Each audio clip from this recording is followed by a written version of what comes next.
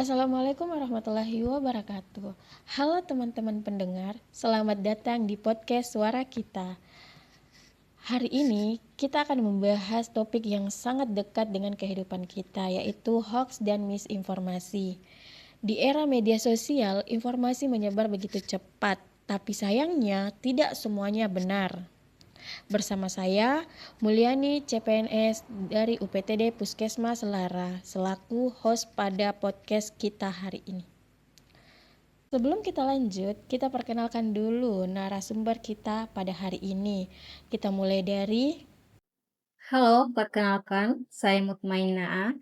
Saya CPNS dari Kabupaten Mamuju Tengah, Unit Kerja Dinas Kependudukan dan Pencatatan Sipil. Perkenalkan, nama saya Muhammad Aras Mufaddal, CPNS dari Dinas Kepemudaan, Olahraga, dan Pariwisata. Perkenalkan, nama saya Nikade Angga Wijayani Sukma dari instansi Badan Kesatuan Bangsa dan Politik. Halo, perkenalkan nama saya Muhammad Rais Mala, CPNS dari Dinas Penanaman Modal dan Pelayanan Terpadu Satu Pintu.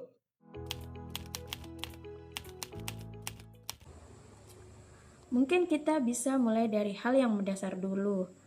Banyak orang yang masih bingung sebenarnya apa bedanya hoax dan misinformasi.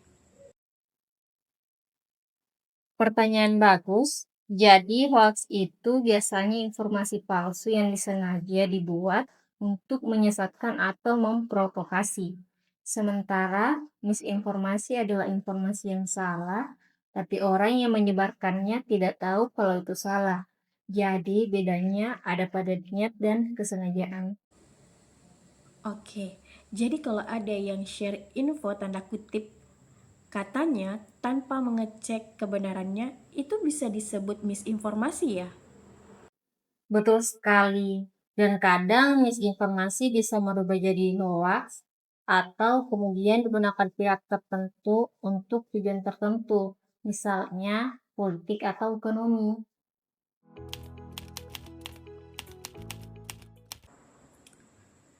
Nah, sekarang kita masuk ke pertanyaan penting. Seberapa besar sih dampak hoax bagi masyarakat? Dampaknya sangat besar, bisa memecah belah, membuat kepanikan, bahkan merugikan secara ekonomi. Contoh pada saat pandemi kemarin, ada hoaks tentang obat tertentu yang katanya bisa menyembuhkan, padahal belum terbukti secara medis. Ini sangat berbahaya. Iya, saya ingat banget. Banyak orang jadi panik beli sesuatu hanya karena membaca berita yang ternyata palsu. Kalau begitu, apa yang bisa kita lakukan untuk menghadapi hoax? Betul, itu menunjukkan betapa cepatnya hoaks bisa mempengaruhi perilaku seseorang. Kalau begitu, apa yang bisa kita lakukan untuk menghadapi hoax? Iya, ada beberapa langkah sederhana yang dapat kita lakukan, yaitu yang pertama, jangan langsung percaya pada informasi yang kita terima apabila jika sumbernya tidak jelas. Kemudian yang kedua, cek dulu di sumber resmi atau di media kredibel.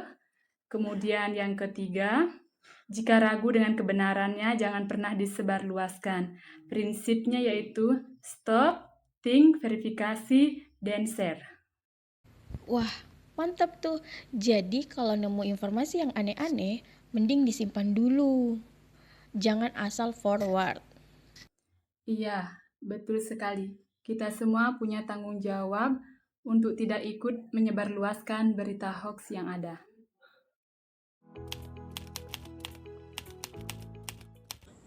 Terakhir, apa pesan untuk para pendengar agar bisa lebih cerdas menghadapi banjir informasi di era digital ini?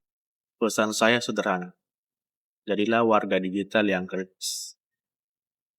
Gunakan akal sehat teman-teman sebelum membagikan sesuatu di media sosial. Karena bisa saja apa yang teman-teman bagikan bisa berdampak luas ke depan. Jadi ayo, tingkatkan literasi digital kita, baik dari diri sendiri, keluarga, maupun lingkungan sekitar. Baik, setuju banget. Baik, terima kasih banyak kepada narasumber kita yang sudah berbagi insight berharga hari ini. Teman-teman, itulah tadi obrolan kita tentang hoax dan misinformasi. Semoga setelah mendengar ini, kita bisa lebih bijak dalam menerima dan membagikan informasi. Jangan lupa follow podcast Suara Kita dan sampai jumpa di episode berikutnya.